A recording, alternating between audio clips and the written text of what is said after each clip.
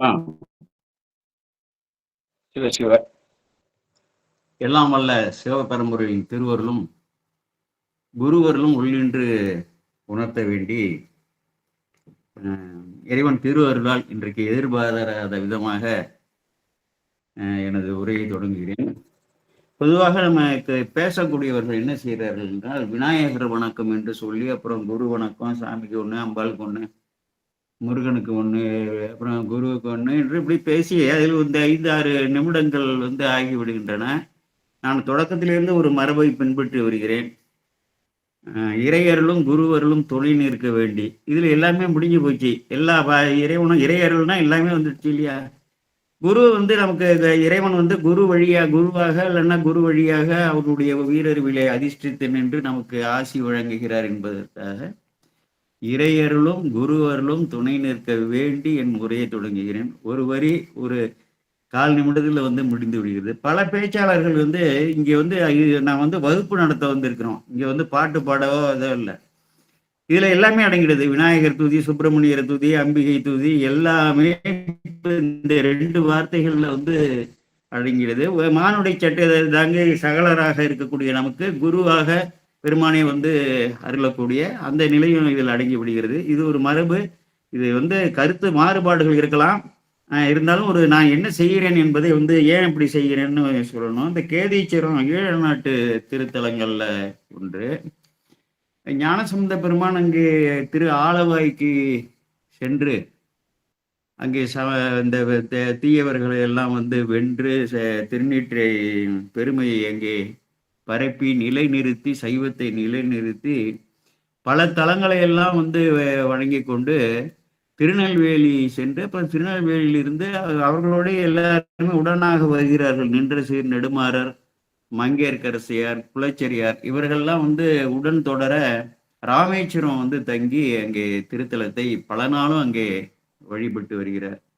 அப்படி வழிபட்டு வரும்பொழுது இங்கிருந்தே திருகோணமலை, இந்த திருக்கேதீச்சரம் என்று சொல்லி அந்த இலங்கையில் இருக்கக்கூடிய ஒரு போற்றுதலுக்குரிய அதிக சக்தி வெளிப்பாடு உடைய திருத்தலங்களை போற்றி இங்கிருந்தபடியே போற்றி பரவுகிறார். அதுபோல இன்னொரு உதாரணம், அந்த திருக்கேதீச்சரத்தில் திருக்காலத்தில் இருந்தவாறே அங்கே திருக்கைலை போற்றி பரவுதல், திருக்கேதாரம், திருப்பருப்பதம், இந்திரநீல பருப்பதம், ஸ்ரீசைலம் என்று சொல்லக்கூடிய பருப்பதம், இந்த திருத்தலங்களை எல்லாம் போற்றி பரவி பாடுகிறார். அதுபோல சுந்தரமூர்த்தி சாமிகளும் திருக்கேதாரத்தை பருப்பதெல்லாம் அவரும் போற்றி பரவி பாடியிருக்காரு. இதெல்லாம் எப்படின்னா, இவர்கள்லாம் ஞானாசிரியர்கள். அப்படியே தியான பொருளாக நின்ற பெருமான் என்பது ஞானசமுத்திரவர். தியான பொருளாகவே இருக்கக்கூடிய பெருமான். அப்படியே தியானித்தார்கள்னா, எப்படி நம்ம தொலைக்காட்சியில இந்த காட்சிகளை காண்கின்றோமோ அப்படி இறைவன் அவர்களுக்கு காட்ட காட்ட அதை பார்த்து எப்படி இங்கே பாடி இருக்கிறார்களோ அப்படியே பதிவு செய்திருக்கிறார். அது அந்த இதுல கூட இன்றைக்கு ஒரு அன்பர் திரு கேதாரத்தை பாடும்போது என்பரால் என்பரால் என்ற ஒரு தொடர் வருகிறது என்று இப்ப யாரோ பிறர்லாம் இப்படி கூறுவார்கள் என்று சொல்லி அப்படிதான் உரையாசிரியர்களும் எழுதியிருக்கிறாங்க. என்பரால் என்றால் அவ்வாறு போற்றப்படுபவரார் என்பதுதான் பொருள் சிறக்கும். ஏன்னா இங்கிருந்து இங்கே இப்ப பாடிய இந்த திருத்தலங்களை எல்லாம் என்பரால்னு சொல்லலை. இல்லை, இங்கே ராமேஸ்வரத்திலிருந்து இலங்கையில உள்ள 2 திருத்தலத்தையும் பாடியிருக்காரு.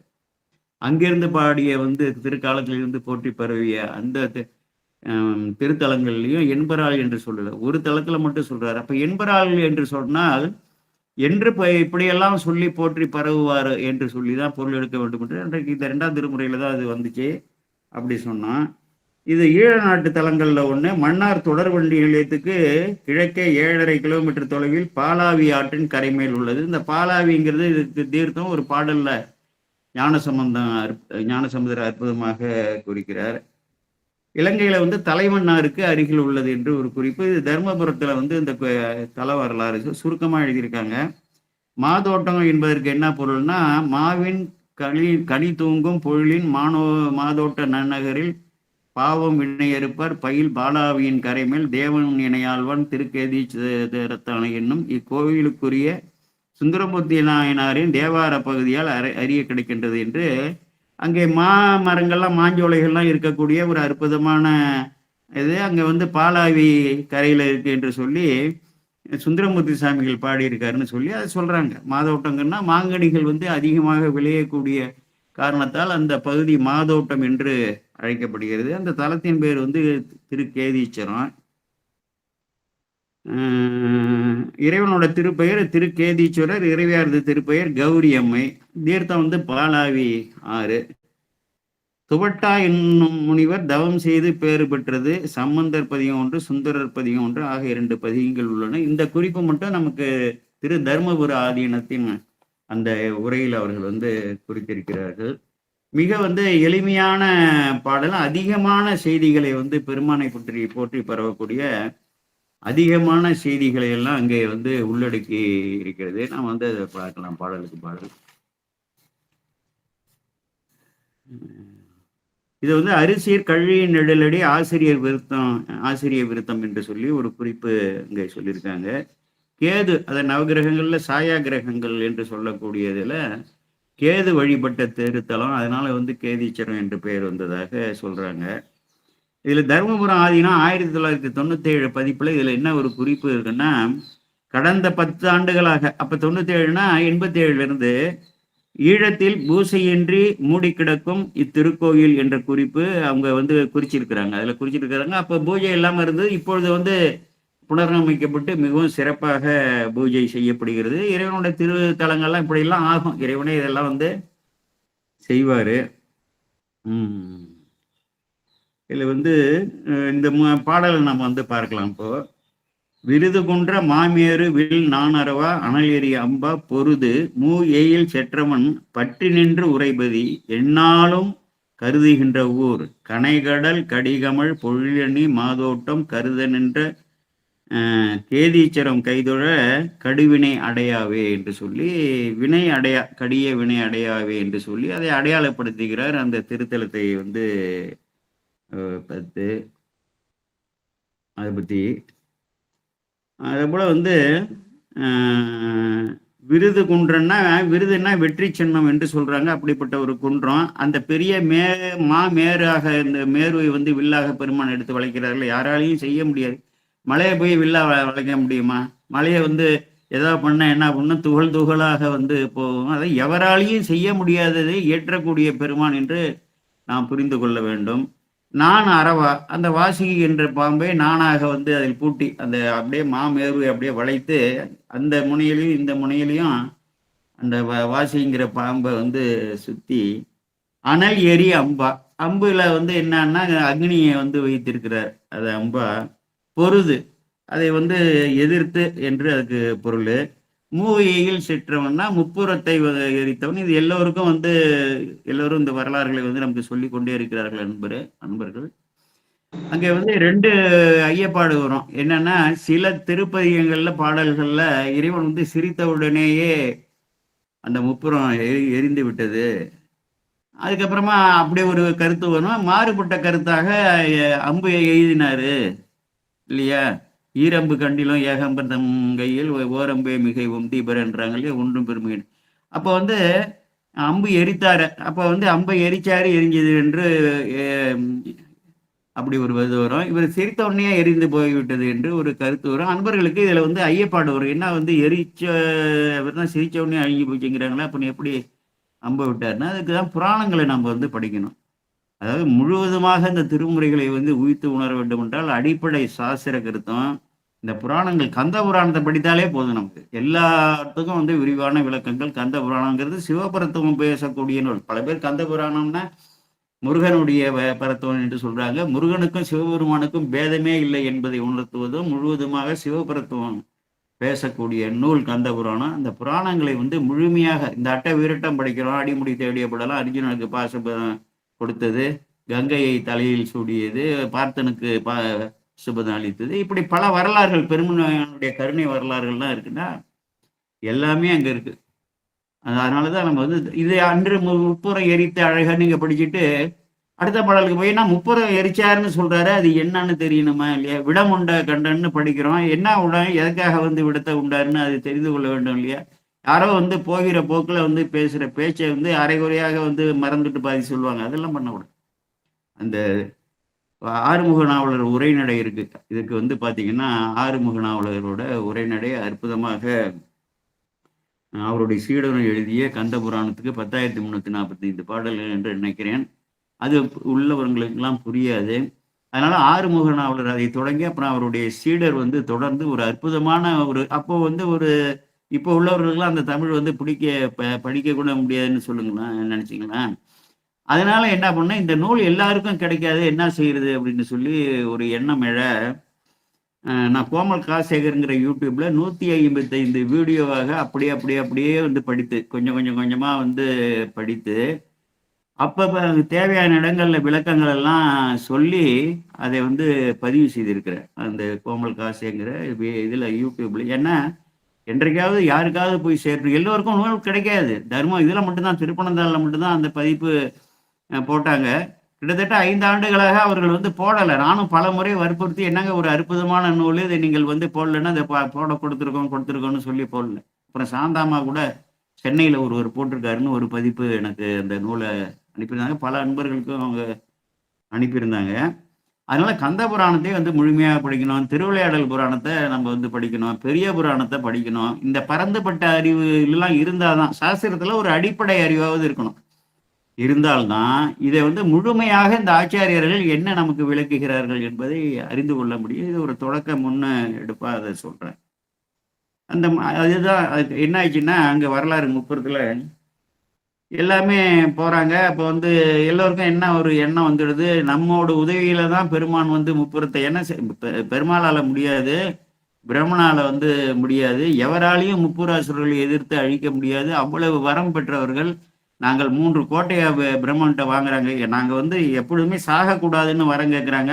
அதுக்கு விதியே கிடையாதுரா. நான் கூட எத்தனையாவது பிரம்மன் வேற ஏதாவது கேள்டாங்கும் பொழுது தந்திரமாக பேசி எங்களுக்கு 3 கோட்டைகள், பொன் கோட்டை, இரும்பு கோட்டை, வெள்ளி கோட்டை கொடுங்க. 3ம் வந்து ஒன்று வானுலகம், ஒன்று மத்தியில், ஒன்று பூலோகத்தில் இருக்கும். 3ம் பறக்கக்கூடிய தன்மையதாக இருக்க வேண்டும்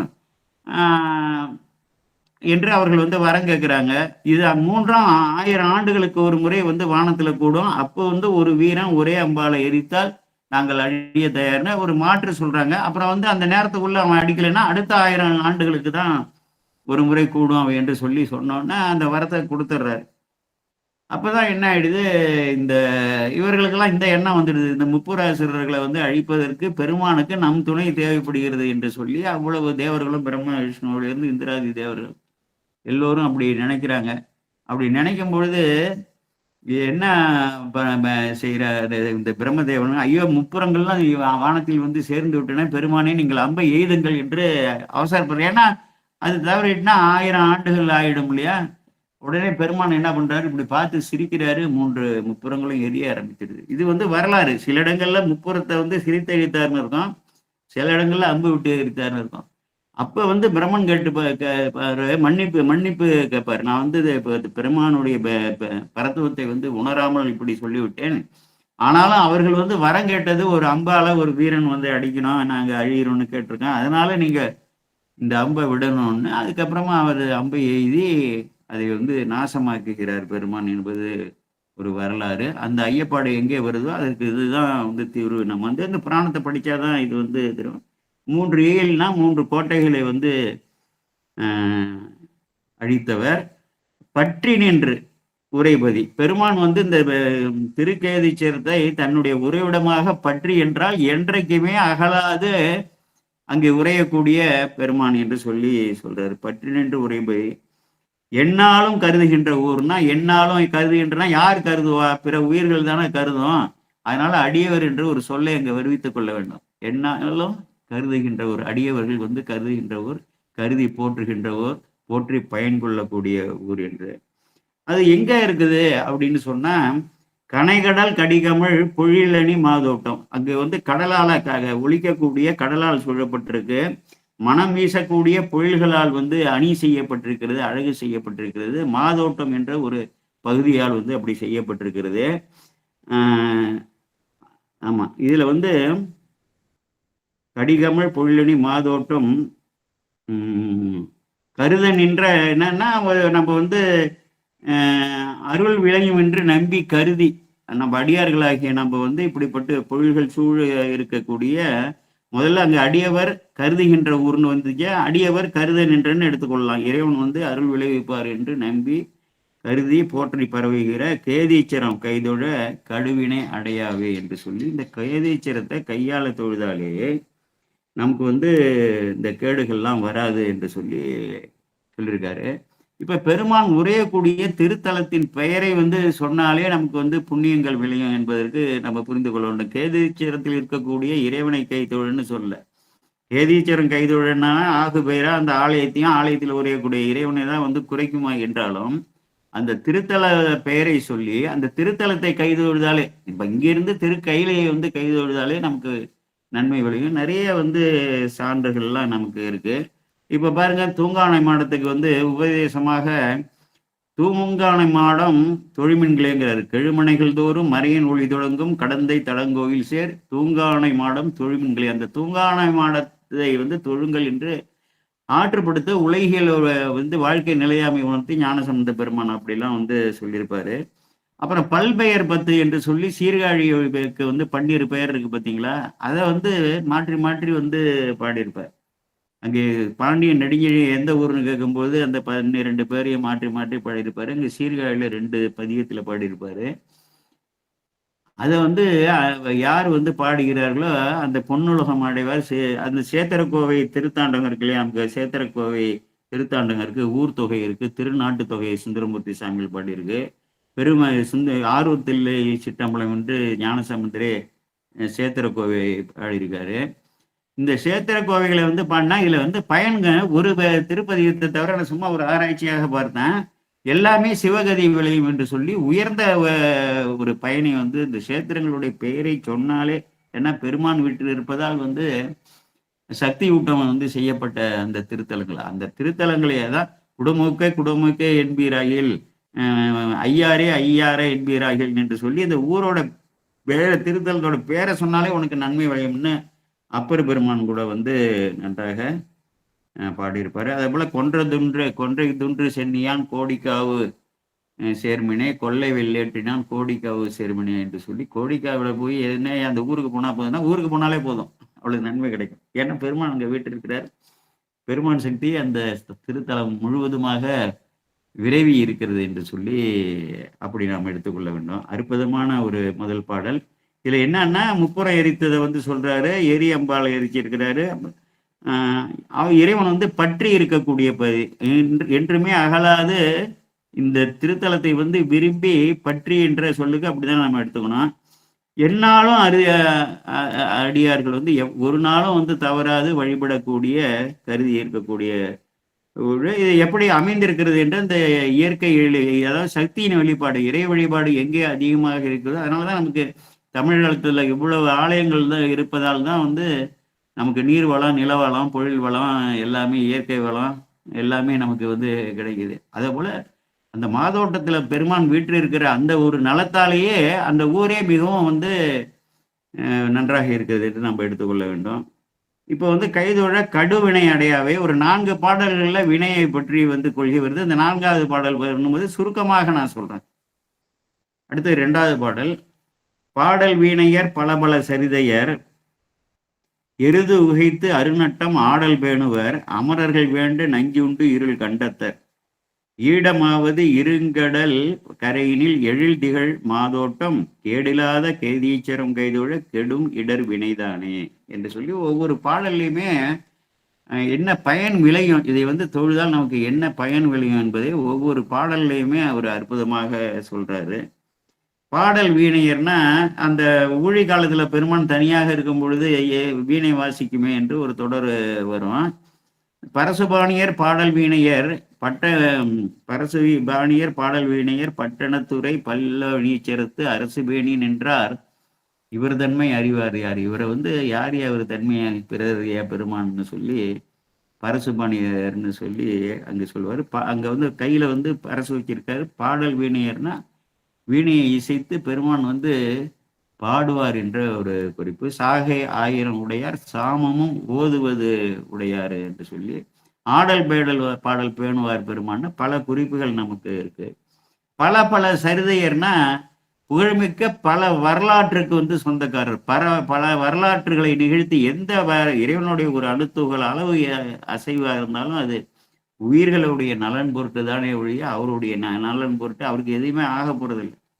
இவ்வளவு உயிர்களுக்காக இந்த பாடுபடுறாரு. இந்த உயிர்கள் எல்லாம் வந்து இறைவனை வந்து சேர்ந்தால் ஏதாவது அவருக்கு இன்பம் விளையுமானா இல்லை. ஏன்னா அவரே பேரின்ப பொருளாக இருக்கக்கூடிய பெருமான். அதுதான் பல சரிதை என்ன பல புகழ்மிக்க சரிதை எல்லாமே வந்து பாத்தீங்கன்னா மரக்கருணை அறக்கருணை என்று சொல்லி உயிர்களை வந்து அதாவது நேரடியாக உரையாக இது வந்து தள்ளத்தக்கன இவை கொல்லத்தக்கன இவை என்று சொல்லி சொல்லாமல் தர்ம செயல்பாடுகள் இவை அதர்மங்கள் இவை என்று சொன்னா உரையாலேயோ எழுதியோ கொடுத்தா மக்களுக்கு இந்த உயிர்களால் பற்ற இயலாது என்று பல பாத்திரங்களை இந்த இயல்புடைய அந்தந்த பாத்திரங்களை எல்லாம் பூமியிலே வந்து படைத்து பல வரலாறுகள் மகாபாரதமாக இருக்கட்டும் ராமாயணமாக இருக்கட்டும் நம்ம ஹரிச்சந்திர புராணமாக இருக்கட்டும் அது பல புராணங்கள்லாம் இருக்கின்றன எல்லாமே வந்து மாறல் அதாவது அறத்தை வந்து வலியுறுத்தக்கூடியது மரத்தை வந்து விளக்க வேண்டும் என்று சொல்லி நமக்கு ஞானத்தால் வந்து செயல்பாட்டு ஞானமாக பெருமானே செயல்படுத்தி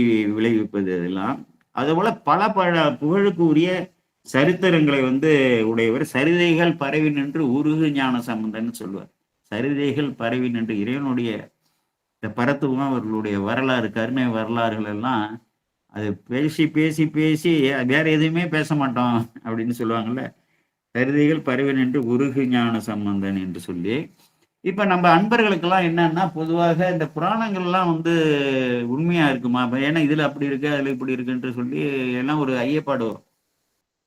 ஞானசம்பந்தர் என்ன சொல்றாரு அந்த திருப்பாசுரம் என்பது ஒரே பதியம் தானே. ஆற்றில வந்து பாண்டியன் குலச்சிறையாரு மங்கையர்க்கரசியாரு அப்புறம் நம்ம இங்க மதுரையில் உள்ள அடியார் பெருமக்கள் அப்புறம் மதுரையில் உள்ள அங்க அந்த எதிரிகள் அந்த புறப்புற எல்லோரும் காண தானே வந்து இந்த பாண்டியன் முன்பு அவன் வந்து சீடனாகவும் இவர் ஆச்சாரியாராகவும் வைகை நதி தீர்த்தமாகவும் அந்த கரை வந்து மண்டபமாக அப்படி வந்து வைத்து வாழ்க அந்தனர் என்று தொடங்கி அந்த திருப்பதிகத்தை கையால் வந்து அவரே வந்து பகர்ந்து கையால் வரைந்து ஆற்றிலிட அது எதிர்த்து போகுது பாருங்க. அங்க வந்து என்ன போட்டின்னா நாங்களும் எங்கள் ஏட்டை வந்து மந்திரத்தை எழுதிய ஏட்டை எடுக்கிறோம் அவரும் இடணும் எது வந்து ஆற்றில் வெள்ளத்தில் அடித்து போகாம இருக்கு. இது நுண்மையாக கவனிக்கணும். பல பேர் இதெல்லாம் கவனிக்கிறது இல்லை. அடித்து செல்லாமல் இருக்கிறதோ அந்த அவர்கள் தான் வென்றவர்கள். முதல்ல அவங்க ஏட்டை போடுறான் அடித்து கொண்டு போயிடுது. ஞானசம்பந்தர் பகர்ந்து வரைந்து உலகோருக்கான இறைவனை வந்து உள்நினைந்து ஆளவாய நில அங்க போடும் பொழுது எதிர்த்து போகுது. அது திரு ஏடகம் என்ற தளத்துல போய் சேருது. இங்கே இருந்தே திரு ஏடகத்து ஒருவனை ஏடு சென்றனையும் ஏடகத்து ஒருவனை என்று சொல்லி பாடி அதை நிறுத்தி அதை மீள கொண்டு வந்தது. அப்படிப்பட்ட ஒரு வரலாறு.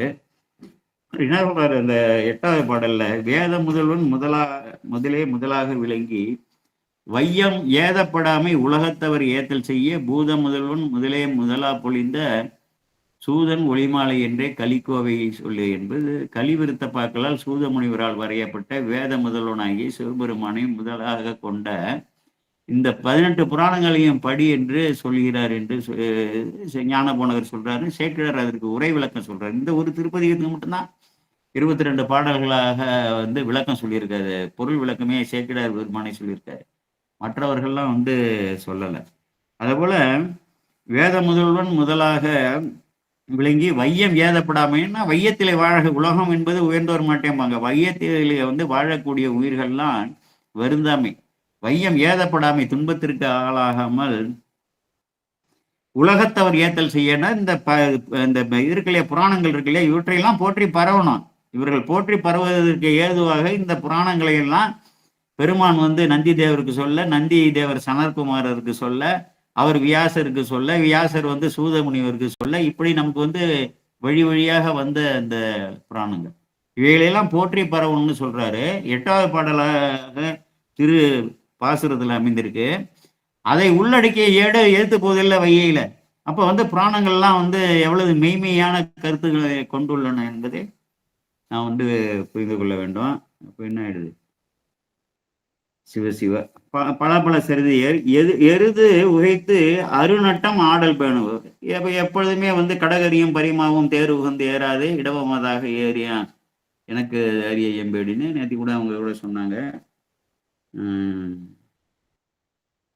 அதே போல இதுல கூட இருக்கு, பெருவேலூர்ல கூட அதே பொருளுடைய மல்தேரும் களிரும் ஏறாமை என்று சொல்லி ஞானசமுந்தரே சொல்லியிருக்காரு. அருநட்டம் ஆடல் பேணுபவர், ஐந்தொழில் நட்டத்தை ஒரு நொடித்துகள் பொழுது கூட இடையறாது உயிர்கள் மாண்டு இந்த சுடுகாட்டுல போய் நட்டம் ஆடக்கூடிய பெருமான். இல்லைன்னா என்ன ஆயிடுன்னா உலகம் அப்படியே நின்றுடும், எந்த செயல்பாடும் இல்லாம நின்று விடும். அந்த ஆடல் வந்து அவர் வந்து பேணுவதே என்னன்னா உலக உயிர்கள் வந்து ஏற்றுவதற்காக, இந்த உலகியலை நடத்துவதற்காக அந்த நட்டம் ஆடக்கூடிய பெருமான். நள்ளிரலில் நட்டம் ஆடும் பெருமான்னு சொல்றோம்ல, அதே போல அமரர்கள் வேண்ட நஞ்சு உண்டு இருள் கண்டத்தர். சரணடைந்தரை வந்து காக்கக்கூடிய ஒரே பெருமான். வேற யாராலையும் முடியாது, வேறு யாராலையுமே முடியாது. ஏன்னா அங்க போய் சரணடைந்தவர்கள்ல வந்து திருமால், பிரம்மன், இந்திராதி தேவர்கள், அசுரர்கள் எல்லோரும் போய் அங்க சரணடைகிறார்கள். யாரு சரணடைகிறார்களோ அதுக்கு மேல அவர்களுக்கு அருள் செய்யாம பெருமானால இருக்க முடியாது. அவர்கள் வந்து குற்றம் செய்தவர்கள். அந்த அமிழ்தம் வேணும்னா பெருமானுடைய அனுமதி கேட்டு, நாங்கள் பார்க்கடலிலே அமிழ்தம் இருக்கு என்று சொல்கிறார்கள். பெருமானே, நாங்கள் வந்து அதை கடைந்து எடுக்கிறோம், நீங்க அனுமதி கொடுக்கணும், இல்லைன்னா அது கிடைக்கக்கூடிய வழியை சொல்லணும்னு பெருமானை வந்து நினைக்காம தானிங்கிற என்ற அகந்தையில பெருமான் இருப்பதையே மறந்து விட்டு அவர்கள் வந்து பெருமாள்கிட்ட போறாங்க. அவர் வந்து மத்தாக பிடித்து, ஆமையாகவும் மத்தாக பிடித்து கொண்டு அந்த மலையை கொண்டு வந்து வாசுகி பாம்பை வச்சு இழுத்து, அதனால வந்து கலக்கமுற்று வாசுகி பாம்பு விஷத்தை கேட்குது, கடலும் விஷத்தை கேட்க, அதற்கு மேல வந்து வழி இல்லாம பெருமாள் தடுக்க பாக்குறாரு, நீளமாயிடுது. அன்னைக்கு நீளமான உடம்பு இன்னைக்கு நீளமாகத்தான் இருக்கு. வேற வழி இல்லாம அப்புறம் பெருமான்கிட்ட வந்து சரணடைகிறாங்க. அது எடுத்துக்கல, நம்ம வந்து மதிக்கலைங்கிறதுலாம் அதுதான் பெருமானுடைய பெரிய கருணை. உடனே வந்து அந்த விடத்தை சுருட்டிட்டு வாடின சுந்தரர்கிட்ட சொல்ல, அவருக்கு சுருட்டிட்டு வர, நான் உண்டு விடவா எரிந்து விடவாங்கும் பொழுது பெருமானே எல்லாத்துக்கும் வேதத்து வேள்வீதியின் தலைவன் நீங்க, அவிர்பாகம் முதல் பாகம் உங்களுக்கு தான், இதை உண்டு விடுங்கள்னு சொன்னா உண்டுறாரு. அப்புறம் இது வந்து இந்த கருணை வரலாறு என்றைக்கும் நிலைத்திருக்கு. உங்கள் கண்டத்திலே அந்த அடையாளம் எப்பொழுதுமே அந்த விடத்தை நிறுத்தி வைக்க வேண்டும் என்று பெருமான் வேண்ட அதை நிறுத்தி வைக்கிறாரு. அது ஒரு வரலாறு. அமரர்கள் வேண்ட நஞ்சு உண்டு இருள் கண்டத்தார். ஈடமாவதுன்னா இடமாவது, அது நீட்டலாக முதல் எழுத்து நீட்சியாக இந்த எதிர்கை நோக்கி அப்படி வந்திருக்கு. இடமாவது இருங்கடல் கரையினில், இருங்கன்னா பெரியன்னு அர்த்தம், பெரிய கடற்கரையினில் எழில் திகழ் மாதோட்டம்னா இந்த கேடில்லாத கேதிச்சிரம்னு வருது. அது இப்போ தளத்துக்கு ஏற்றுறதுக்கு பதிலாக கேடில்லாத எழில் திகழ் மாதோட்டம் என்று நம்ம அப்படி ஏற்றி கொண்டு வரணும். கேடில்லாத மிக வந்து அழகிய அந்த மாதோட்டம், அந்த மாதோட்டத்தில் இருக்கக்கூடிய கேதீச்சரத்தை வந்து கைதொழ, முதல் பாடல்லையும் கைதொழ, இந்த திருத்தலத்தை கைதொழுதாலே உனக்கு நன்மை கிடைக்குங்கிறாரு. கெடும் இடர் வினைதானே என்று சொல்லி சொல்றாரு. அடுத்தது பெண்ணோர் பாகத்தர் அர்த்தநாயரீஸ்வரர் கோலத்துல தன்னுடைய என்ன இது, பெருமான் வேற இல்ல, சக்தி வேற இல்ல, ரெண்டும் ஒண்ணு தானே. பெண்ணோர் பாகத்தர் இடப்பாகத்துல வந்து தன்னுடைய சக்தியை வச்சிருக்கிறாரு. உலகியலுக்கு பார்க்கும் பொழுது ஆண் பெண்ணாக வந்து பிரிந்து வாழ்வது போல உலகியல் மனிதர்கள் எல்லாம் ஆணாகவும் பெண்ணாகவும் படைத்து முயங்க வைத்து இந்த உலகியலை நடத்துவதால அருவமாக இருக்கக்கூடிய தன்னை இவர்கள் அறியக்கூடிய அறிவு இல்லை என்பதற்காக சிற்றறிவு தானே, தாமே வந்து இந்த மாயையில் தோய்ந்து ஒரு உருவம் எடுத்து ஆணாகவும் பெண்ணாகவும் இருந்து அருள் செய்கிறார்கள். அதுதான் பெண்ணோர் பாகத்தர் பிறை தவழ் சடையினர். சரணடைந்தாரை காக்கக்கூடிய குறிப்பு தான் அது. அது முன்னதாகவே வந்து விருத்தியிலரும் சொல்லியிருக்காங்க. சந்திரன் வந்து சரணடைய 14 கலைகள் அழிய 14வது கலையை வந்து எடுத்து வைத்து கொண்டு, நீ கவலைப்படாதே, இன்று முதல் உன்னுடைய கலைகள் வந்து ஒவ்வொன்றாக தேய்ந்தும் வளர்ந்தும் நீ இருப்பாய் என்று சொல்லி அப்படி அனுப்புறாரு சார்.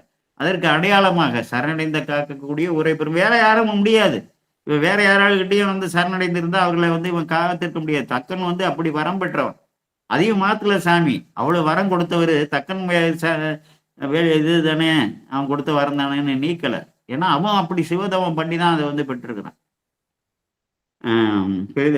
அரைகடல் சிலம்பார்க்க சுண்ணம் ஆதரித்து ஆடுவார வெந்நீர் சன்னித்த மேனியனாம். மெய்யெல்லாம் வெந்நீர் பூசின்னு சொல்றது மாதிரி முழுவதுமாக வெந்நீரை வந்து பூசி இருக்கக்கூடிய பெருமான். அந்த சிலம்பு வந்து ஒலிக்குமாறு ஆடுவார். அரைகடல்னா ஒலிக்கக்கூடிய அந்த சிலம்பு ஆர்த்து ஒலியை எழுப்ப என்று பொருள். எப்பொழுதுமே நட்டமாடி கொண்டிருப்பவர், பாடுவர், எப்பொழுதுமே வந்து அதான் சாமம் கீதம் இது சாமம் ஓதுவர்னு சொல்றோம் இல்லையா, பாடுவர், வேதம் பாடுவார். வேற என்ன சொல்றாரு? அகந்தோறும் இடுபிச்சைக்கு உண்ணலாவதோர் இச்சையின் உள்வர். இந்த வீடுகள் தூரம் என்ன பண்ணுவாரு? பிச்சை ஏற்பதற்காக பெருமான் வந்து போவார். எதற்கு வந்து பிச்சை எடுக்கிறாரு? திருத்துருத்தியில வந்து ஞானசமுத்திரே சொல்றாரு, தொண்டர்தம் அருத்தியால் தம் அல்லல் சொல்லி ஐயம் ஏற்பது. இவருக்கு வந்து பிச்சை எடுத்து சாப்பிடணும்னு அவசியம் இருக்குதா? அதெல்லாம் கிடையாது. எந்த அளவுக்கு ஒரு பெருமான் வந்து பிச்சை எடுக்கிறத ஏற்பதை இகழ்ச்சின்னு தானே ஔவையார் சொல்லிருக்காங்க. உயிர்களை வந்து காப்பதற்காக வந்து பெருமான் எந்த நிலையிலும் இறங்குவார். இதை போல பெருமான் யாரு இருக்கா? பெருமாள் போய் என்னைக்காவது பிச்சை எடுத்திருக்காரா? யாருக்காவது வாங்கியாந்து கொடுத்துருக்காரா? சுந்தரமூர்த்தி சாமிகளுக்கு வாங்கியாந்து கொடுத்தார? தொண்டர்தான் மறுத்தியால் இதற்கு வந்து இந்த வரலாற்றுக்கு இந்த தொடர் இருக்குல்ல, ஞானசம்பந்த பெருமான் திருத்துருத்தியில பண்ணது. தொண்டர்தான் மறுத்தியால் தாம் அல்லல் சொல்லி எனக்கு அல்லல்னு சொல்லி ஐயம் இருப்பதன்றியும் என்று சொல்லி அந்த தொடரு. அதே போல மனமுலாம் அடியவர்க்கு அருள் செய்வதென்றால் உலகெல்லாம் பலிதிர்ந்து உண்பலாம். யார் வந்து தன்னுடைய மனத்திலே தன்னை வந்து இருத்தி இருக்கிறார்களோ அந்த அடியவர்களுக்கு அருள் செய்வதற்கு காரணமாக மட்டுமே தான் உலகெல்லாம் பலிதிர்ந்து உண்பிலான்னு இளம்பெண் கோட்டூர் பதிகத்துல சொல்வாரு. பறந்து 7 உலகம்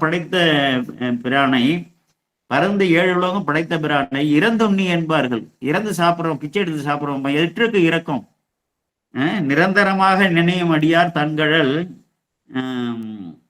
நிரந்தரமாக நினையும் அடியார் இறந்துண்டு தன்கடல் எட்ட செய்தானேன்னா, தன்னுடைய அடியார்கள்லாம் தான் எப்படி பிச்சை ஏற்று பலியேற்று வந்து இருக்கிறனோ அதே போல வந்து பலியேற்று தன்னுடைய கடலை எளிதாக அடையணுங்கிறதுக்காக அது நம்ம திருமூலர் அதுல வந்து பிக்ஷா விதியில வந்து அதை சொல்லியிருக்காரு. அகந்தோறும் விடுபிச்சைக்கு உண்ணலாவதோ ஒரு இச்சையோடு வந்து போறாராம். இச்சையோடு வந்து ஏன்னா உயிர்கள் மாட்டு உள்ள இச்சை, அதனால வந்து ஏற்படக்கூடிய செயல்பாடு. இந்த பிச்சை ஏற்றல்ங்கிறது உயிர்களை காக்க வேண்டும் என்ற இச்சையால் வந்து விளையக்கூடிய அப்படிப்பட்ட செயல்பாடு. உயர்தரும் மாதோட்டம் சாதாரண பெருமான் வீட்டில் இருக்கிற காரணத்தால அது வந்து உயர்தரு மாதோட்டத்து. அண்ணல் நன்னு, நம்முடைய அண்ணலாகிய பெருமான் நன்னுன்னா அங்க அடைந்து இருக்கக்கூடிய கேதீச்சரம், அவரை முன்னதாக நமக்கு அருள் செய்வதற்காக அடைந்து இருக்கக்கூடிய கேதீச்சரத்தை அடையக்கூடியவர்களுக்கு அருவினை அடையாவே என்று சொல்லி 4 பாடல்களை வினை கொள்கையை சொல்றாரு. பொடிகள் மேனியர், அதான் மெய்யெல்லாம் மற்ற வெந்நீர் பூசியோர் நம்பிங்கிற மாதிரியே வெந்நீர் சன்னித்த மேனியான்னு சொல்லி உடல் முழுவதுமாக வந்து வெந்நீற்றை வந்து பூசியிருக்காரு. புலியதல் அறையினர், புலித்தோலை வந்து அறையில், அது வந்து இந்த இது இருக்குல்ல தாருகாவன வரலாற்றை வந்து ஒட்டியது, நினைவூட்டக்கூடியது. கரத்தேந்தும் விரிதரு கரத்தேங்கிறத கரத்தேந்தும் விரிதரு வடிகொள் அழகிய மூவிலை வேலினர், மூவிலை சூளத்தை வந்து பற்றி இருக்கக்கூடியவர். அந்த விரிதர்னா அந்த சூளமுடி விரிந்து இருக்கும்ல அது சொல்றாரு. கரத்துல ஏந்தும் விரிதரு அப்படி எடுத்துக்கணும். வடிகொள் மூவிலை சோளம் வேலினர், அதை வேலுன்னு சொல்லுவாங்க. இந்த சூளத்தையே வேலுன்னு தான் சொல்லுவாங்க. சூளத்தை வேலை தான் இவர்கிட்ட கொடுத்துட்டார்ல. ஆமா. வடிகோல் மூவிலை வேலினர் நூலினர், அனைத்து நூல்னா முப்புரி நூல்ல வந்து சொல்லலாம். நூலினர்னா உலகத்திலே வந்து படைப்பிக்கப்பட்ட அனைத்து ஆன்மீக நூல்களாலும் வந்து போற்றப்படுவர், அப்படி ஒரு கருத்து எடுக்கலாம். முப்புரி நூல் இணைந்திருப்பவர் என்று அவருடைய திருக்குளத்தை எடுக்கலாம். மறிகடல் மாதோட்டத்து, கடல் வந்து மறித்து அழைத்து எழுதுவதுங்க, அதனால மறிகடல் மாதோட்டத்து அடிகள் ஆதரித்து இருந்த கைதீச்சரம். அடிகளாகிய பெருமான் வந்து ஆதரித்துனா இந்த இடத்துல விரும்பி என்று எடுத்துக்கொள்ள வேண்டும். அங்க இருக்கக்கூடிய கேதீச்சரம் பரிந்த சிந்தையராகி, அந்த அடிப்படை இலக்கணத்தை வந்து வழிபடக்கூடிய அடியார்களுக்கெல்லாம் இந்த உள்ளம் வந்து கசியணும். உள்ளங்க அது உருகில் உடனாவார்னு சொல்லி நிறைய இருக்கு. உருகு சிந்தை இல்லாதவருக்கு அயலான், அதான் காதலாகி கசிந்து கண்ணீர் மல்கி, துஞ்சலும் இல்லாத போதிலும் நெஞ்சகம் நைந்து. அதே போல வந்து இப்போ இந்த இலக்கணம் சொல்றாங்களா, அடியார் இலக்கணம் வந்து மனம் கணியணும். இது நினைந்து இந்த சரிதங்களை எல்லாம் கேட்டு பெருமானை பற்றி நினைந்து இந்த காலப்போக்கில் தான் வந்து நமக்கு உள்ளம் வந்து கசியும். அதுதான் வந்து இறைவனை நினைக்கும் போது என்றைக்கு கசியுதோ அன்றைக்கு நம்ம ஒரு பக்குவத்துக்கு வந்து விட்டதாக அர்த்தம். இப்போ நம்ம பிள்ளையா இருக்காங்க, இல்லை அம்மா இருக்காங்க இதில் நம்ம சென்னையில் வேலை பார்த்துக்கிட்டு இருக்கோம், இல்லை வெளிநாட்டில் வேலை பார்த்துருக்கோம். அப்பா திடீர்னு ஒரு கைபேசியில் சொல்கிறாரு, அம்மா பாத்ரூமில் வந்து விழுந்துட்டாங்கன்னு அவனுக்கு உடனே அலறல். அதெல்லாம் ஒன்றும் இல்லைடா, லேசாதாண்டா சிராய்ப்பும்பாரு. இவனுக்கு என்ன சந்தேகம் வந்துடும், நம்ம கவலைப்படுவோமேன்னு அம்மாவுக்கு என்ன ஆச்சோ ஏதாச்சோன்னு சொல்லி அப்படி இப்படின்னு விசாரிப்பான். சரி வந்துடுறோம் பாம்பான். அப்போ அம்மா வந்து சிறு வயதிலேருந்து நம்மளை பால் ஊட்டி சீராட்டி வளர்த்த இந்த நினைவு அலைகள்லாம் வந்தோடனே அறியாமலே வந்து இந்த கல் போன்ற மனம் வந்து அப்படியே கசிந்து கண்ணீராக வரும் பாருங்க.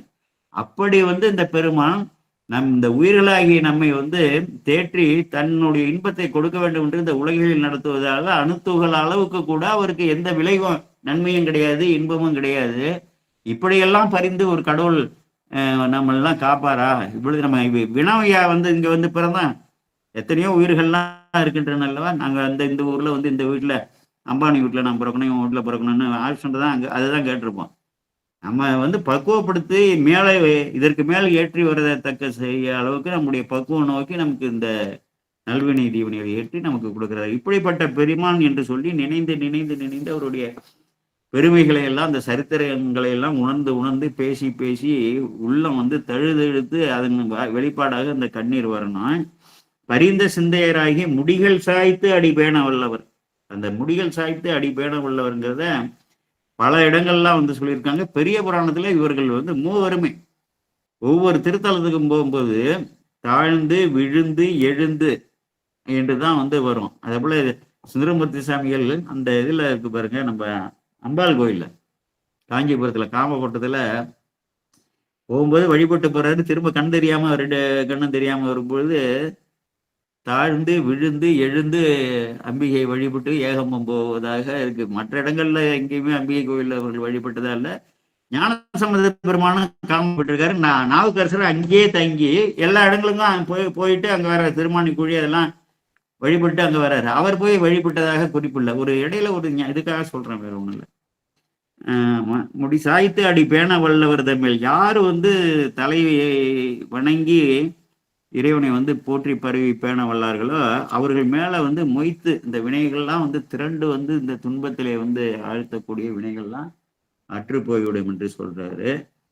அடுத்தது இந்த வினைகள்லாம் நமக்கு தெரியும். சங்கீத வினை, பிராரத்த வினை, ஆகாமிய வினை. ரொம்ப சுருக்கமா சொல்றேன். பல பிறவிகளில் நம்ம ஈட்டிய வினைகள்லாம் சங்கீதம் என்று சொல்லி ஒரு கணக்குல இருக்கு.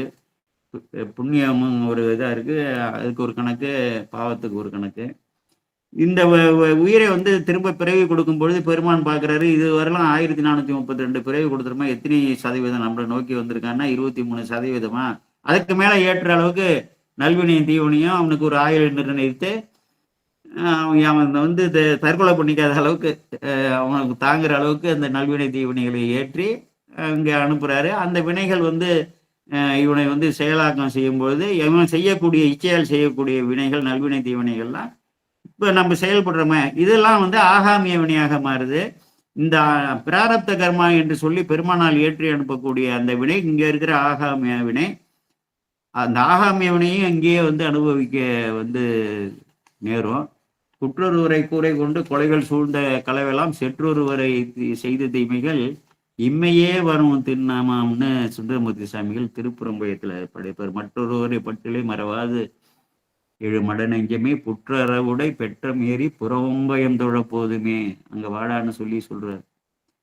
இம்மையே வருந்துணுமா, குற்றொருவரை கூரை கொண்டு ஒருத்தனை குத்தி அவனுடைய துணிமணி எல்லாம் பிடிக்கிட்டு, அப்பெல்லாம் துணிமணி எல்லாம் வேற அவுத்துட்டு விட்டுருவானுங்களாம், பழையதெல்லாம் வருது. அப்படி கொலைகள் சூழ்ந்த கலவெல்லாம் செற்று ஒருவரை செய்த தீமைகள் இம்மையே வரும் திண்ணமான்னா அந்த இப்ப வந்து இது செய்யறதால விளையக்கூடியது ஆகாமிய வினை. அந்த ஆகாமிய வினையை இந்த பிறவிலே அனுபவிக்க நேரம்.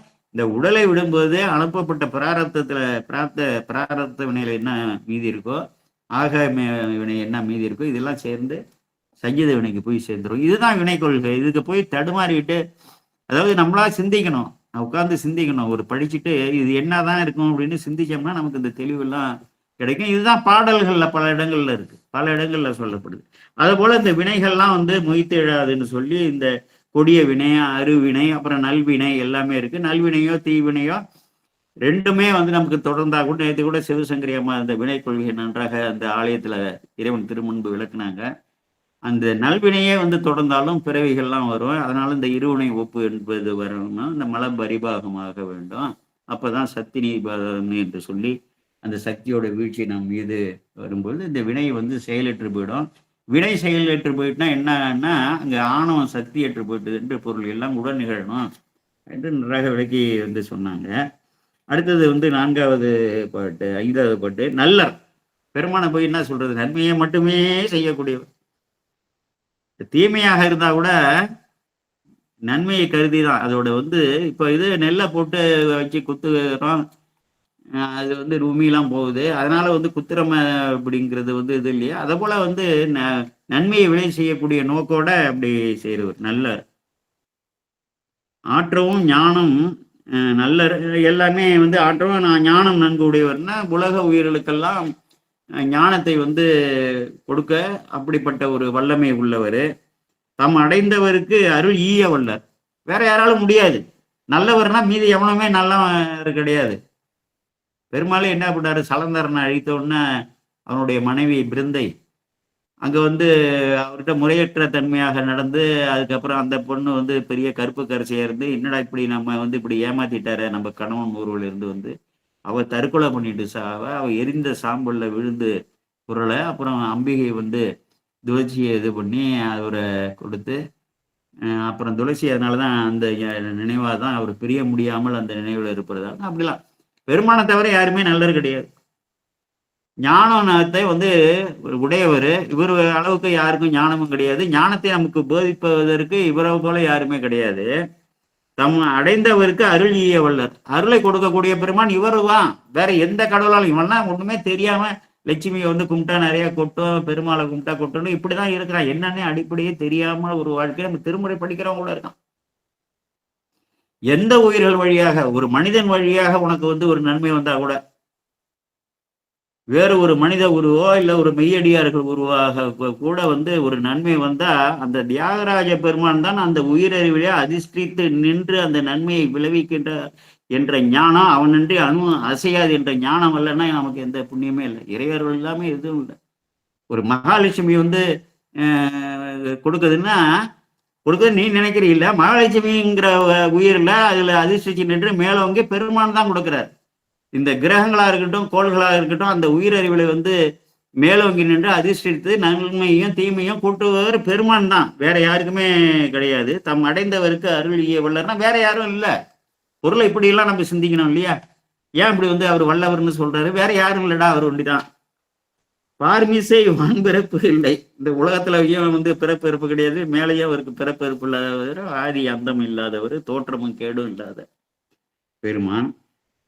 மலிகடல் மலின்னா அந்த கடல் மலிந்திருக்குன்னா சூழ்ந்து இருக்கக்கூடிய மாதோட்டத்து எல்லையில் புகழ் எந்தை. எல்லையில் புகழ் எம்பிரான்னு சொல்லி சுந்தரமூர்த்தி சாமிகள் சொல்வார்ல, அவருடைய புகழுக்கு எல்லையே இல்லை இந்த சரித்திரத்துக்கு. ஆட்பால் அவருக்கு அருள் வண்ணமும் ஆதி மாண்பும் கேட்பான்புகள் அளவில்லை கிழக்க வேண்டாம். பெருமான் வந்து யாரு தனக்கு அடிமையாக ஆட்படுகிறார்களோ அவருக்கு அருளக்கூடிய அளவையும் பெருமானுடைய புகழையும் ஆதி மாண்பும் கேட்பான்புகள் நீ கேட்கணும்னு ஆரம்பிச்சீங்கன்னா அளவில்லை. இது கேட்காதப்பா, கேட்பான்புகள் அளவில்லை கிழக்க வேண்டா, கோட்பாலனமும் வினையும் குறுகாமே. அடுத்தது சொல்றாரு, அந்த உன்னுடைய பெருமானே தானே ஏத்தி அனுப்புனாரு உனக்கு நல்வினை தீவனைய, நீதான் அவரை வந்து சரணடைஞ்சிட்டில, அவருக்கு ஆட்பட்டு விட்டில, கோட்பாலனும். அதனால கோட்பாலனும் வினையும் குறுகாமை எந்தை தாட்பால் வணங்கி தலை நின்று இவை கேட்க தக்காரு என்று சொல்லி இந்த சரித்திரங்கள்லாம் கேளுங்கிறாரு. சரிதைகள் பரவி நின்று உருகு ஞான சம்பந்தன் பரிந்த சிந்தையராகின்னு சொல்லி வருதுல, அந்த இதுலயே வந்துச்சு சரிதைகள் பத்தி. அதனால இந்த பெருமானுடைய புகழையெல்லாம் நம்ம கேட்கணும். அப்படிப்பட்ட எல்லையில் புகழ், அந்த புகழுக்கு எல்லையே கிடையாது. இது இன்றைக்கு சொல்லி முடியாது, உன் ஆயுளுக்குள்ள என் ஆயுளுக்குள்ள சொல்லி முடியாது.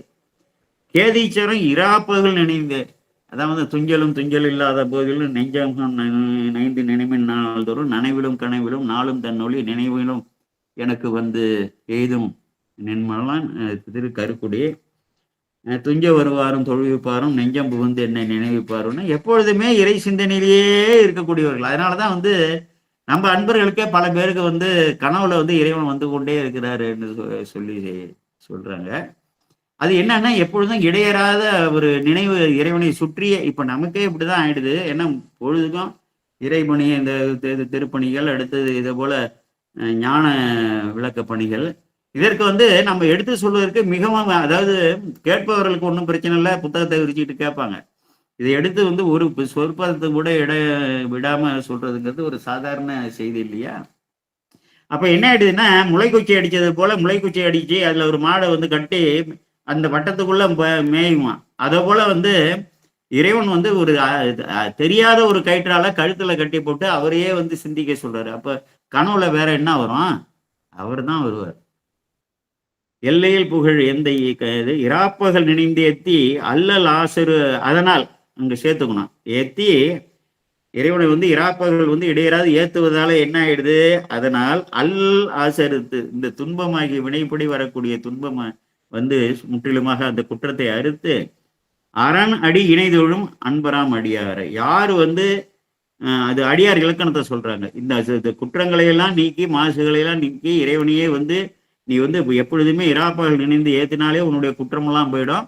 அப்ப வந்து உனக்கு என்னன்னா, அந்த இறைவனுடைய திருவடியை வந்து தொழக்கூடியவர்கள் இந்த அடியார்கள்லாம் அன்பர்கள் என்று சொல்றாரு. அப்ப அடியார் இலக்கணமாக சொல்றாரு. நீ வந்து மனங்கணிந்து மனம் உருகி இறைவனுடைய திருவடியை ஏற்றி வாழ்த்த உன்னுடைய குற்றம் நீங்கிவிடும். நீங்கள் வந்து அடியார்கள் என்று சொல்லி அடியார் இலக்கண வரையறைக்குள் வந்து விடுவீர்கள் என்று நம்ம எடுத்துக்கொள்ளணும். அடுத்தது 6வது பாடல். பேழை வார்சடை பெருந்திருமகள் தனை பொருந்த வைத்து. அந்த பேழைன்னா பெருமை மிக்க அந்த வார்சடை, நீண்ட சடை, அருளோங்கு சடையானேன்னு சொல்றான்ல, அருளுக்கு தானே வந்து சொல்றோம். அதை பெருந்திருமகள் தனை பொருந்த வைத்துன்னா அங்க பெரிய திருமகளாகிய கங்காதேவியை வந்து சடையில் வந்து வைத்திருக்கிறார்கள் இல்லையா? கடுத்து வரும் கங்கை தனை கமல் சடை ஒன்றாடாமே தடுத்தவர் எம்பெருமானார் தானினிதா உரியமிடம் என்று சொல்றார் இல்லையா? ஆர்த்து வந்து இழையும் கங்கை நங்கையாலே தென் சடைமிசை கறந்த தீர்த்தனே என்று சொல்லி புங்கூர்ல வந்து சுந்தரமூர்த்தி சாமிகள் வந்து சொல்லுவார் இல்லையா? பேழை வார்சடை பெருந்திருமகள் தானே பொருந்த வைத்துன்னா சடாமுடியில வந்து அம்பிகையை வந்து பொருந்த வைத்திருக்கிறாரு. ஒரு பாகம் மாழையம் கயல் கன்னிபால் அருளிய பொருளினர். ஒரு பக்கத்துல என்ன பண்ணிருக்காரு? மாழைன்னா அழகு, மாழை ஒன்கண் என்று சொல்லி சொல்லுவார்ல. மாழைன்னா அழகிய, அங்கையல்னா அதுவும் வந்து அழகுதான். கயல் போன்ற மீன், அந்த கண்டை மீன் போன்ற கண்ணை உடையவல வந்து ஒரு பாகமாக அர்த்தநாரீஸ்வரர் குலத்துல தன்னுடைய சக்தியை வெளி உலகிற்கு ஒரு காட்சியாக காமிக்கிறார், காட்சிப்படுத்துறாரு. அப்படி அருளிய பொருளினர், அப்படி பொருளாக இருக்கக்கூடிய பெருமான். குடி வாழ்க்கைங்கிறது வந்து, அதாவது அந்த மாழையம் கன்னிபால் குடி வாழ்க்கை அருளியன்னா அந்த அவளோடைய எப்பொழுதுமே அந்த குடி வாழ்க்கையை அங்க ஒன்றா போட்டுக்கணும். அருளிய பொருளினர், பொருளாக இருக்கக்கூடியவர். வாழையம்பொழில் மந்திகள் கழிப்புற, அங்கே வந்து அந்த நிலவளத்தை வந்து அழகாக சொல்றாரு. இறைவனுடைய திருவுருள் இங்கே மிகுந்து இருக்கிறதால நீர்வளம் நிலவளம்லாம் முடிவாக உலக உயிர்களுக்கெல்லாம் வந்து உண்ணக்கூடிய பொருள்களை, பயன்படக்கூடிய பொருள்கள் எல்லாம் நிலமகள் வழியாக கொடுக்கக்கூடிய அதெல்லாம் சொல்றாரு. வாழையம்பொழில்னா அழகிய பொருள், மந்திகள் கழிப்புற, அந்த வாழைக்கனியெல்லாம் ஒன்றுங்கிறதுன்னு நிறைய வந்து குறிப்புகள் வரும். கழிப்புற மருவிய மந்திகள்லாம் வந்து மகிழ்ச்சியோடு மருவி என்றால் அருகணைந்த மாதோட்ட கேழல் வெண்மறுப்பு அணிந்த நீள்மார்பர்னா பன்றியின் வெண்மறுப்பை அந்த கொம்பை வந்து இந்த நீண்ட மார்பில் அணிந்திருக்கிறார் என்று சொல்றாரு. மார்பர் அவர் எப்பொழுதுமே கேதீச்சரத்தை விட்டு பெருமான் வந்து பிரிந்ததே இல்லை. எப்பொழுதுமே அங்கே வந்து, ஏன்னா அவர் எங்கேயுமே இருக்கக்கூடிய பெருமான் தானே, அவர் நீக்கமர நின்ற பெருமான் தானே. கேழல் வெண்மறுப்பு அணிந்தன்னா அந்த ஒரு பன்றியின் வடிவெடுத்து ஒரு ஆகமத்தெல்லாம் ஒரு அசுரன் தூக்கிட்டு கடலுக்குள்ள ஓடி போயிடுறான். அப்புறம் அதை மீட்பதற்காக பெருமாள் பன்றி உருவம் எடுத்து அவன் அதை வந்து மீட்டு கொண்டு வந்துடுறாரு. அந்த பன்றியின் உருவத்தை எடுத்தோடனே அந்த உடலுக்குள்ள உணர்வுல வந்து ஐக்கியமானதால அதிலிருந்து வெளிவராமல் இந்த கடலையே கலைக்க அழிக்க போகும்பொழுது எல்லோரும் இந்த தேவர்கள்லாம் பெருமானை வேண்ட அந்த பன்றியை அழித்து அந்த கொம்பை ஓடித்த உடனே அவர் நல்லுணர்வு வந்து வரப்பட்டு பழைய உருவம் வந்தவுடன் என்ன செய்கிறாரு? இந்த என்னை வந்து இந்த காத்த இந்த ஒரு கருணையால நான் வந்து உங்களை கேட்காமலே நம்ம அப்படித்தானே இருக்கோம். இருந்த நான் என்ற அகந்தியோடு இருந்த என்னை வந்து அந்த உடல்லையே வந்து சார்ந்ததால சார்ந்ததன் வண்ணமாகக்கூடியது உயிரோட இயல்பு என்பதால் மீள முடியாமல் இருந்த என்னை காத்த அந்த கருணைக்காக அதன் அடையாளமாக இந்த கொம்பை வைத்துக் கொள்ளும். அதான் என்போடு கும்போடாமை சொல்ல முடியாது. கேழல்வன் கொம்பணிந்த பெண்மான் கேடிலா பொன்னிழல்கு நீழல் வாழ்வார் இடர்களையாய் நெடுங்கலமையவன் என்ன பண்டு நால்வருக்கு அறம் உரைத்து. முன்னொரு காலத்துல நாலு வேதமும் பொருள்களும் அருளி, அது என்னன்னா 4 வேதங்களை மட்டும் உரைத்தா பத்தாது என்று சொல்லி அது பொருளையும் கொடுக்கிறார் பெருமான். முதல்ல என்ன பண்றாரு, கல்லால் நிழல்ல இருந்து 3 பாகத்தை சரியை கரிய யோகத்தை 3ஐயும் உரைத்துட்டு பெருமான் போயிடுறார். இந்த சனகாதி முனிவர்கள் வந்து பிரம்மனுடைய குமாரர்கள், இறைவனை வந்து அடைய வேண்டும், சாயுஜ நிலையை அடைய வேண்டும் என்பதற்காகவே அவர்கள் வந்து தவம் செய்கிறார்கள். சரியை கரிய யோகத்தை அருளிட்டு பெருமான் போயிடுறாரு. இவர்கள் ஞானபாதத்தை தொடுவதற்கு எவ்வளவோ வந்து முயற்சி செய்கிறார்கள். இவரால் வந்து எய்த திரும்ப திருக்கையில போய் பெருமானை எங்களுக்கு ஞானபாதத்தை அருள வேண்டும் என்று வினவ, பெருமான் வந்து கருணையோடு கல்லால் மரத்தின் கீழ் அணிந்து சரியக்கிரிய யோகம்லாம் உரையால் வந்து சொல்லக்கூடியது, ஞானபாதம் வந்து மௌன உபதேசம் தான் சொல்லி இந்த சின்முத்திரைன்னு சொல்றோம் இல்லையா, அந்த உயிரானது இறைவனையுடைய திருப்பாதத்தை அடைய வேண்டும் என்று அந்த சின்முத்திரை அடையாளம் விட்டு ஞானபாதம் உரையால் சொல்லக்கூடியது அல்ல என்று சொல்லி, உயிருக்கு உயிராக இந்த தீட்சை எடுக்கும்போது கண்ணால வந்து பார்த்து அந்த உயிரை பார்த்து தன்னோட இதுல இருந்து உபதேசிப்பாருன்னா சொல்லுவாங்க இல்லையா, அதே போல தன்னுடைய வந்து இந்த ஞானத்தை இவர்களுக்கு வந்து அந்த சின்முத்திரை காட்டி இறைவன் ஒருவரே என்பதை அவர்களுக்கு வந்து உணர்த்தி அந்த ஞானத்தை இந்த உயிரிலிருந்து அவர் இந்த உயிருக்கு வந்து மாத்துறாரு. அதுதான் அங்கே நடக்கக்கூடிய நிகழ்வு.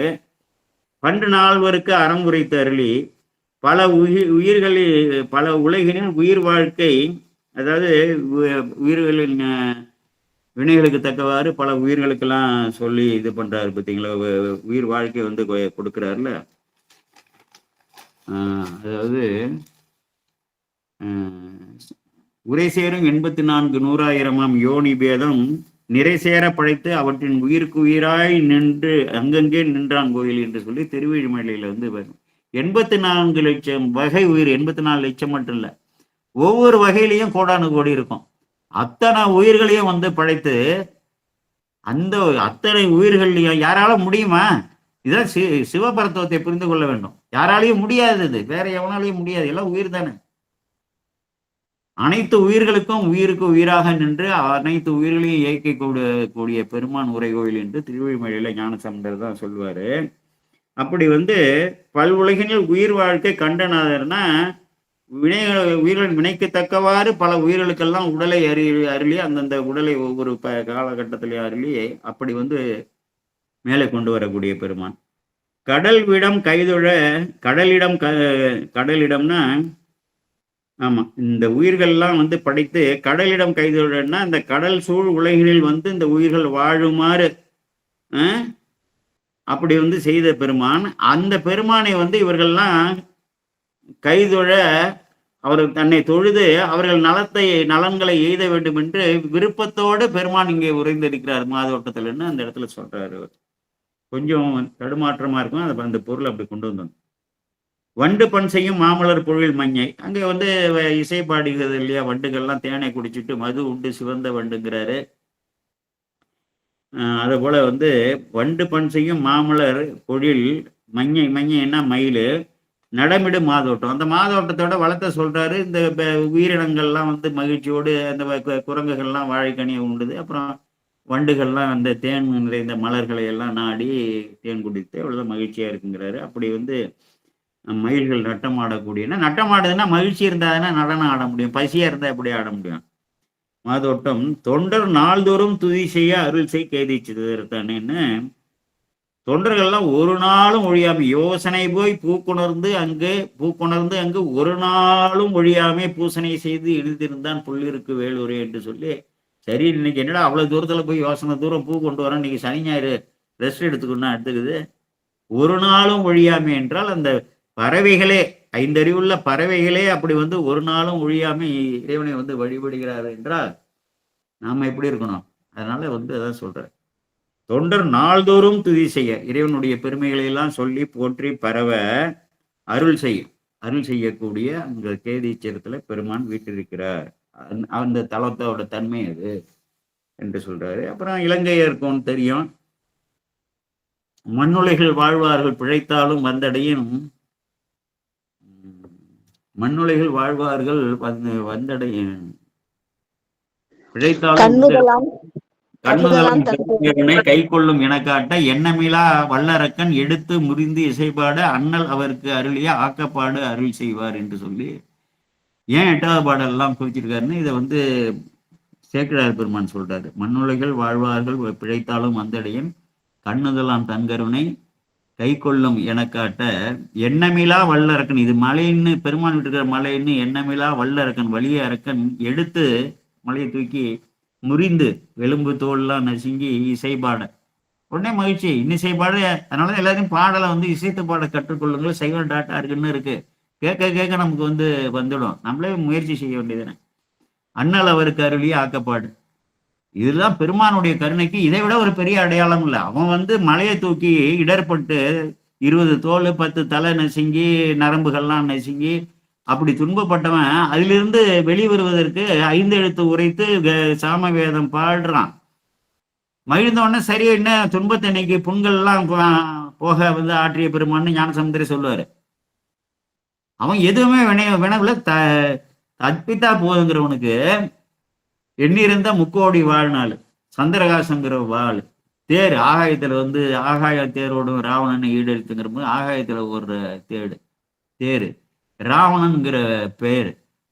பெருமான் அதாவது உயிர்களுக்கு தக்கவாறு அந்த தகுதிக்கு தக்கவாறு தானே அருள்வாருங்கிறது. அவன் எதுவுமே குற்றம் செய்தவன் அதுல இருந்து தப்பிக்கணும்னு தான் பார்த்தான ஒழிய எதுவுமே கேட்கல. வேண்டாமலே உயிர்களுக்கு அருளக்கூடிய ஒரே பெருமான் இருக்கிறவரே ஒரே பெருமான் தானே. 2-3 பேர் இருந்தாதானே நம்ம சொல்லலாம். அப்படிப்பட்ட இறைவனுடைய கருணை தன்மை அது. ஆமா. தென்னிலங்கையர் குலபதி தலைவன் தென்னா இனியன்னு ஒரு பொருள். நம்ம ஊரை பொறுத்தவரையிலும் தெற்க இருக்கு, நம்ம நாட்டை பொறுத்தவரையிலும் அப்படி எடுத்துக்கலாம். மலை நலிந்து எடுத்தவன், மலை நலியுமாறு ஆடுமாறு எடுத்தவன் முடி தின்தோல். தின்தோல்னா திண்மையான உறுதியான தோல். தன் நலங்கட அடர்த்து லேசாக வரல நினைக்கிறாரு பெருமான், அவ்வளவுதான். அவருக்கு அருள் செய்த பின்னை பணிந்தேத்த பெரு வாழலோடு நாள் கொடுத்த என்று சொல்லி தொடரு திருமுறை தொடரு. அவருக்கு அருள் செய்த கடல்வாய் பொன்னிலங்கிய முத்து மாமணிகளும். கரையில கடல்வாய்னா கடற்கரை முகப்புன்னு அர்த்தம். அந்த இடத்துல பொன்னிலங்கிய முத்து மாமணிகளும் பொருந்திய மாதோட்டத்து. அந்த மாதோட்டத்துல இலங்கைனா வெளிப்பட தோன்றுகின்றன்னு அர்த்தம்.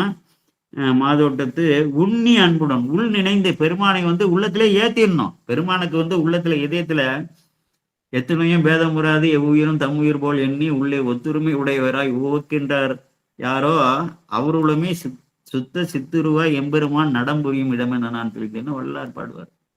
அப்படிப்பட்ட ஒரு தூய்மையான அந்த எல்லாத்தையும் போயிடணும். ஜாதி குலம் இனம் தேசம் திசை மொழி இந்த இழிவெல்லாம் போயிடணும். மொழிக்கும் ஆன்மீகத்துக்கும் என்னையா சம்பந்தம்? அப்போ வடக்கெல்லாம் போய் எப்படி நம்ம சாமி கும்பிடுறது? மொழிக்கும் ஆன்மீகத்துக்கும் என்ன சம்பந்தம்?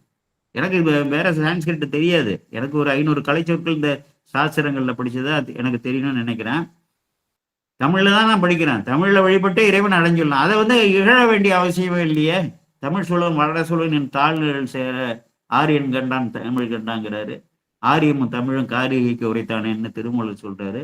அப்ப அது இழித்தல் தகாதுங்கிறது கூட அறிவு இல்லாம இந்த மொழி பேதத்தை வச்சு மொழி உணர்வை வச்சு அவனுக்கே தமிழ் ஒரு பக்கம் எழுதுனா எழுத தெரியாது. சொல்றவனுக்கு கேட்கறவனுக்கும் எழுத தெரியாது. எல்லா பேதங்களையும் கிடக்கணும். இந்த ஜாதி குழந்தைங்க இப்பெல்லாம் என்ன பண்றாங்க, எங்கள் ஜாதிக்கு சேர்ந்த திருமணம்னு சொல்ற அளவுக்கு அந்த சங்கத்தார் அவ்வளவு இழிவாக இப்ப போயிட்டு இருக்கு நிலை. ஒரு அணுத்துகள் அளவு கூட நீ பெருமானுடைய அருளுக்கு ஆளாக முடியாது. அவர் திருவடியை சிந்திக்க முடியாது. எல்லாம் தூய்மையே இருக்கு. எல்லாம் ஒரு எச்சரிக்கையாக நம்ம இருக்கணும். இந்த பேதத்தை எல்லாம் நீக்கிடணும்.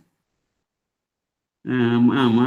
உண்ணி அன்புடன்னா பெருமானை அப்படியே உள்நினைந்து அன்பு பிறகு கண்ணீர் வார அடியவர் இறங்கக்கூடிய அப்படிப்பட்ட தகுதி உடைய அடியார் இலக்கணத்துக்கு பொருந்திய அடியவர்கள் வாழக்கூடிய கேதீச்சரம் உள்ளாரே அங்க பெருமான் இருக்காரு அப்படின்னு அர்த்தம். அடுத்தது 9வது பாடல் 10வது பிரம்ம விஷ்ணு அடிமுடிதன்னது. பூவுலானும் அந்த தாமரை போல இருக்கக்கூடியவனும் அந்த பொறுகடல் அந்த அலையடிக்கக்கூடிய கடல்ல இருக்கக்கூடிய அந்த நிறத்தை உடைய ஏன்னா அந்த விஷத்தை தடுக்க போய் மாட்டிக்கிட்டார்ல அந்த வண்ணனாகிய கரிய வண்ணனாகிய பெருமாளும் புவி இடந்து எழுந்தோடி எதிர் நிறல். நீ புவி இடந்தவர் யாரு? கடல் வண்ணன் ரெண்டாவதா வருது. பூவுலான் வந்து என்ன பண்றாரு, மேல வந்து பறவையா போறாரு. மேவி நாடி மேலே போய் நுண்ணடி இணை காணீங்களா, உடனே பண்ணலாம். அவர் முடிய காணமுல்ல. இவங்க இது இல்லை. வித்தகம்னா வந்து ஒரு சாதுரியம். வித்தகர்னு சொல்றோம்ல, வித்தகம் பேச வேண்டாம், பணி செய்ய வேண்டும்னு சுந்தரமூர்த்தி சாமியில வந்து சாமி சொல்லுவாரு. நீ வந்து இந்த சாதுரியமெல்லாம் பேசாதடா, எனக்கு வேலை செய்யண்டான்னு. அதே வித்தகம் என்ன ஆகும், அது என்ன ஆகும் அப்படின்னு சொல்றாரு. இவரெல்லாம் வந்து அவர்களால் காணவே முடியல. அப்படிப்பட்ட சாதுரிய உள்ள பெருமான் வேறு என்ன அவர்கள் செய்ய முடியும்? மாவும் பூகமும் அந்த ஊரோட எழில சொல்றாரு. மாவும் பூகம்னா பாக்கு, கதலி, வாழை, அப்புறம் நெருங்கு மாதோட்டம், இவெல்லாம் நெருங்கி வளர்ந்திருக்கக்கூடிய மாதோட்ட நன்னகருங்கிறாரு. நன்னகர்னா அங்க பெருமான் வீட்டு இருந்து எப்பொழுதும் வந்து உறைந்து அருள் செய்வதால அது நன்னகர் ஆயிட்டுது. அதனால வந்து இந்த இயற்கை வளங்கள்லாம் சக்தியாக வந்து வெளிப்படுது. மன்னி அங்கே நிறைந்து அதை நிலை பெற்று தேவிதனுடன் திருந்து, அந்த உயரிய தேவிதனுடன் அம்பிகையோடு கூட அருள் வழங்கி கொண்டு இருக்கக்கூடிய திருந்துன்னா உயர்ந்த கேந்திரிச்சி திறந்து இருந்த எம்பெருமானே. அப்ப அதுல வந்து வீட்டு இருக்கக்கூடிய எம்பெருமானே என்று சொல்லி சொல்றார். அடுத்தது உபதேசம். அவன் பேச்செல்லாம் கேட்காத. இப்பெல்லாம் வந்து பாருங்க, ஏதோ மதம் மாற்றத்துக்கெல்லாம் என்னென்னமோ பண்ணிட்டு இருக்கிறானோ, நம்ம ஆளுகளும் அதுக்கு துணை போய் வீணா பாருங்க. புத்தரா சில புனைந்துகள் உடையவர் புறனுரை. புத்தர்கள் வந்து துகில் உடைய வந்து புனைந்து அணிந்திருக்கக்கூடியவர்கள். புறனை உரைக்கக்கூடிய அறிவில்லாதவர்களாகிய, ஆதர்னா அறிவில்லாதன்னு அர்த்தம். புறன் வந்தா புற கருத்துக்களே சொல்லுவான், நல்ல கருத்துக்களை சிவதேவனைகளை சேர்ந்து இறைவனை அடைய வேண்டிய அந்த வழியை சொல்லாம அப்படி சொல்லக்கூடியவர்கள். எத்தராகி நின்று எல்லாத்தையும் வந்து ஏமாற்றி உண்பவர். அவர்கள் இயம்பிய ஏழமைன்னா அறியாமை, முட்டாள்தனமா சொல்லக்கூடியதுன்னு அர்த்தம். கேளன்மீன் அதெல்லாம் கேட்காதீங்கிறாரு. இந்த பழையில சொல்றதெல்லாம் எதையுமே கேட்காதீங்க. அவன் வந்து இந்த மீண்டும் மீண்டும் பிறவியே வந்து கொடுக்கும். அதெல்லாம் நெறி அல்லாதன. நெறி வந்து சிவதேவ நெறி தான், வேத நெறி தான், சைவ நெறி தான், ஆகம நெறி தான், திருமுறையில் வந்து சொல்லப்படக்கூடிய இந்த நெறி தான், எல்லாமே ஒண்ணுதான். அது கேட்காதீங்க. யாரு மத்த யானையை மருகிடன்னா கலங்கிட, அந்த மத்த யானையை மதம் பிடித்த யானையை வந்து கலங்குமாறு மருகிட உரி செய்து அதை வந்து தோலை உரித்து போர்த்தவர் பெருமான். மாதோட்டத்து அத்தர் மன்னம். இந்த அத்தராகிய நமது பெருமான் எங்கே பண்ணியிருக்காருன்னா இந்த மாதோட்டத்தில் இருக்கக்கூடிய சேதிச்சிரத்துல பாலாவியின் கரையில். அது எங்க இருக்கு, எங்கேயா இருக்கு? இப்படியே சொல்லிட்டு இருக்கீங்க, சேதிச்சிரங்கிறீங்க, மாதோட்டங்கிறீங்க, எங்கேயா இருக்குதுன்னா அந்த பாலாவி ஆறு ஒண்ணு போகுது பாருங்க, அதோட கரையில்னு சொல்றாரு. அதை போய் அடைவீங்கன்னு உபதேசம் பண்றாரு. இவன் பேச்செல்லாம் கேட்காதீங்க, நீ உருப்படணும், சிவதேவ நெறியில சொல்லணும், சிவனை அடையணும்னா ஒரே வழி அந்த பாலாவி நதி கரையில் இருக்கக்கூடிய கேதிச்சிரத்தை அடைங்க அப்படின்னு சொல்லி சொல்றாரு. அடுத்தது மாடலாம் மனமுரசு என்று கடலினது ஒளிகவர் மாதோட்டத்து. மாடலாம்னா பக்கம்லான்னு அர்த்தம். மாடு என்றால் பக்கம். மனமுரசு என்னன்னா அந்த வீரமுரசு அடிக்கிறது மாதிரி கடலோட ஒளியால் வந்து சூழப்பட்ட ஒளிகவர் மாதோட்டத்துனா அந்த கடல் இறைச்சி இறைச்சி அலையை அடிக்க அடிக்க ஓடு சவுண்டு வரும். கடல்ல இருந்து ஒரு 2 கிலோமீட்டர் 3 கிலோமீட்டர் வரலாம் ஓன்னு ஒரு சவுண்டு வரும். அந்த அலடிக்கிறது வந்து பாத்தீங்கன்னா அது மழை நாள்ல இரவுல நன்றாக வந்து கேட்கும். அப்படிப்பட்ட வீரமுரசு ஒழிக்கக்கூடியது போல வந்து ஒளியை வந்து வெளிப்படுத்தக்கூடிய அந்த கடலால் சூழப்பட்ட மாதோட்டத்து அங்க யார் யார் இருக்காரு? ஆடல் ஏறுடைய அண்ணல். எப்பொழுதுமே வந்து பெருமான் எப்போ வருவார்னு சொல்லி திருவாரூர் ரிஷபம் மருக நந்தி தேவர் மருக ஏமாந்து போகாம எப்பொழுதுமே வந்து நின்று கொண்டே வந்து உடலை அசைத்து கொண்டிருக்கக்கூடிய அந்த ஏறு, ஆடல் ஏருடைய அண்ணல், அவர் வீட்டில் இருக்கக்கூடிய நமக்கு தலைவராகிய பெருமான் கேதி சிரத்த அடிகளை, கேதி வீட்டிற்கக்கூடிய அண்ணலாகிய நம் அண்ணலாகிய அடிகளை அணிகாழி நாடுள்ளார்க்கு இறை. இந்த அழகிய காழி இருக்கு இல்லையா, அந்த நாட்டில் அந்த ஊர்ல இருக்கக்கூடிய வாழக்கூடியவர்களுக்கெல்லாம் அந்த வேதியர்களுக்கெல்லாம் தலைவனாகிய ஞானசம்பந்தன். ஞானசம்பந்தன் சொல் நவின்று, உங்களுடைய நாவினால் வந்து நவின்று எழு பாமாலை, அந்த நவின்று அதனால வந்து ஒளி எழக்கூடிய அந்த பாமாலையை பாடலாயின, அந்த பாடல்களை வந்து பாடுமீன்.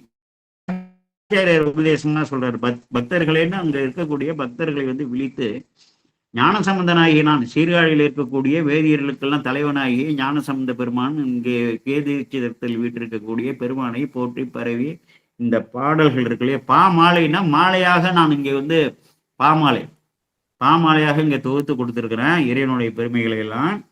அது அந்த பாடலாயின அந்த 10 பாடல்களையும் பாடுமின் பக்தர்கள் நீங்க பாடுனீங்கன்னா உங்களுக்கு என்ன கிடைக்கும்?